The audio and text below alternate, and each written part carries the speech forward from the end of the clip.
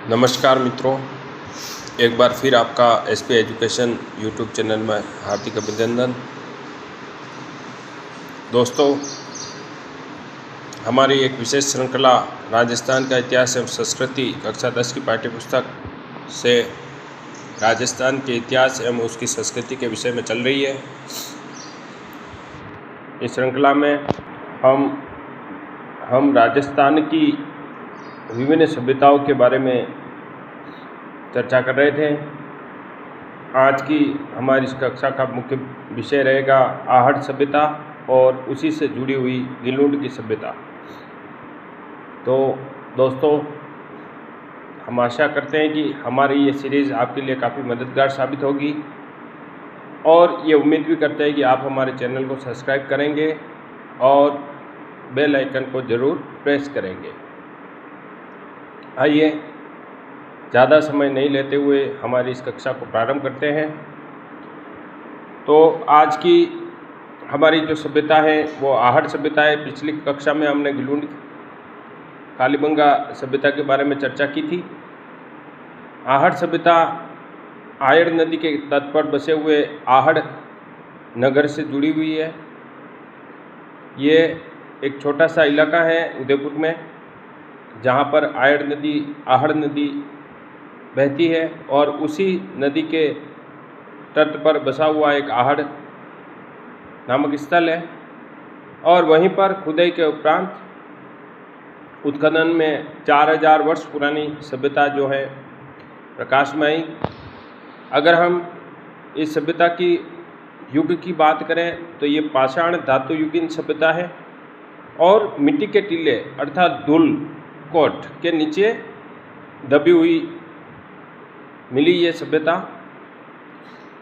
मिट्टी का मतलब राजस्थान में मिट्टी को हम धूल कहते हैं और एक बड़ा सा उस मिट्टी का टीला था और उस मिट्टी के टीले के नीचे दबी हुई ये आहड़ सभ्यता प्रकाश में आई। सर्वप्रथम उत्खनन 1953 ईस्वी में पुरातत्ववेत्ता अक्षय कीर्ति व्यास द्वारा किया गया। तत्पश्चात रतन चंद्र अग्रवाल एवं HD सांकलिया के निर्देशन में इसके उत्खनन का कार्य किया गया। तो हम कह सकते हैं उत्खनन का कार्य 2 स्तर में हुआ। प्रथम स्तर में सर्वप्रथम अक्षय कीर्ति व्यास द्वारा 1953 ईस्वी और उसके पश्चात रतन चंद्र अग्रवाल और HD सांकलिया के निर्देशन में हुआ। अगर हम आहट सभ्यता के मकानों की बात करें तो यहाँ के जो मकान थे वह धूप में सुखाई गई ईंटों से और पत्थरों से बनाए हुए थे। एक तरह से हम कह सकते हैं पक्के मकान बने हुए थे। और अगर इनकी मृत्यु विधि की बात करें, समाधान पद्धति की बात करें, तो इस सभ्यता के लोग मृत्यु के उपरांत शवों को दफनाते थे और उनके जो गहने और आभूषण थे जो उनके जीवन काल में उन्होंने अर्जित किए हुए थे, उन आभूषणों के साथ उनको दफनाया जाता था। अर्थात अगर ये इसके पीछे हम उन लोगों का मत देखें तो कहीं न कहीं उन लोगों का यह मानना था कि मृत्यु के बाद भी जीवन होता है और जो व्यक्ति जिसके ये आभूषण हैं, गहने हैं, वह व्यक्ति मृत्यु के बाद भी उसके जीवन जारी रहेगा, तो उसके आभूषणों को उसके साथ ही दफनाना ज़्यादा उचित रहेगा। इस प्रकार की सोच के साथ तो हम कह सकते हैं कि मृत्यु के बाद भी जीवन की अवधारणा का समर्थक होने का ये प्रमाण है। और बहुत ही अच्छा एक प्रश्न इसका बनता है कि किस सभ्यता में मृत्यु के बाद के जीवन की अवधारणा देखने को मिलती है, तो हम आहट सभ्यता कह सकते हैं। और इसका मुख्य कारण वहाँ से जो शव मिले हैं, शव अर्थात कंकाल, तो गहनों व आभूषणों सहित मिले हैं। अगर हम इस सभ्यता की बात करें बर्तनों की, तो सर्वाधिक बर्तन इस सभ्यता के हम देखेंगे तो मिट्टी के मिलेंगे। और मिट्टी के जो बर्तन हैं वो लाल व काले मिट्टी के बर्तन हैं और संस्कृति का प्रमुख केंद्र है। अगर इस सभ्यता की बात करें तो इसको ताम्रवती नगरी के नाम से भी जाना जाता है, क्योंकि यहाँ पर उत्खनन में तांबे के औजार व उपकरणों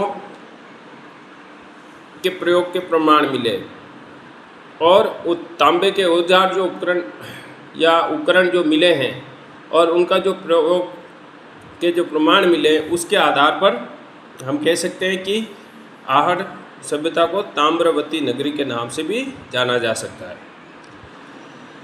फिर इस सभ्यता के लोगों के व्यवसाय की बात करें तो इनका जो मुख्य व्यवसाय जो उत्खनन से प्राप्त ठप्पे जो उत्खनन से मिले हैं उसके आधार पर एक अनुमान लगाया जा सकता है कि यहाँ की सभ्यता के लोगों का मुख्य व्यवसाय रंगाई और छपाई का व्यवसाय हुआ करता था। वही इस आहड़ संस्कृति से जुड़ी एक अन्य सभ्यता है जो कि उदयपुर के नज़दीकी जिले राजसमंद में स्थित है और वहाँ पर एक गांव है छोटा सा गिलुंड, और गिलुंड में बनास नदी के तट पर इसी आहड़ संस्कृति से जुड़ी हुई बनास नदी के किनारे जो सभ्यता मिली है जिसको गिलुंड सभ्यता के नाम से जाना जाता है और बनास संस्कृति के नाम से भी जाना जाता है।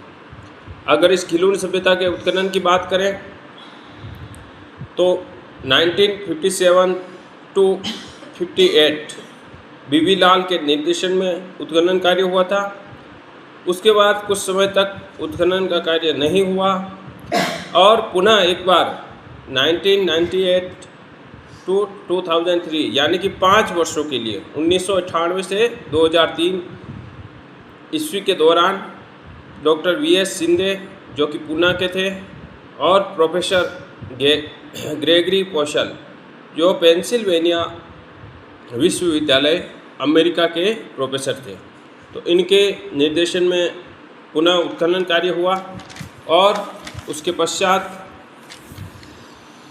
अगर यहाँ पर ताम्रयुगीन सभ्यता के अवशेष की अवधि की बात करें तो 1900 ईस्वी से 1700 ईसा पूर्व 1900 से 1700 ईसा पूर्व के ताम्रयुगीन सभ्यता के अवशेष यहाँ पर मिले हैं। अगर यहाँ से प्राप्त हुए बर्तनों की बात करें तो 5 प्रकार के मिट्टी के बर्तन मिले हैं। पहले प्रकार में सादे मिट्टी के बर्तन मिले हैं।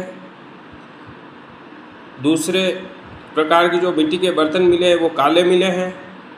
तीसरे प्रकार के मिट्टी के बर्तन पॉलिशदार, चौथे भूरे और पांचवें लाल और काले मिले। और ये सारे जो मृदबान अर्थात बर्तन मिले हैं वो चित्रित है। अगर मकान की बात करें तो जैसा कि हमने कालीबंगा और आहड़ में देखा था कि ईंटों को तो प्रयोग किया गया था, वो धूप में सुखाई हुई ईंटों का प्रयोग किया गया था, यहाँ पकाई गई ईंटों का प्रयोग किया गया था।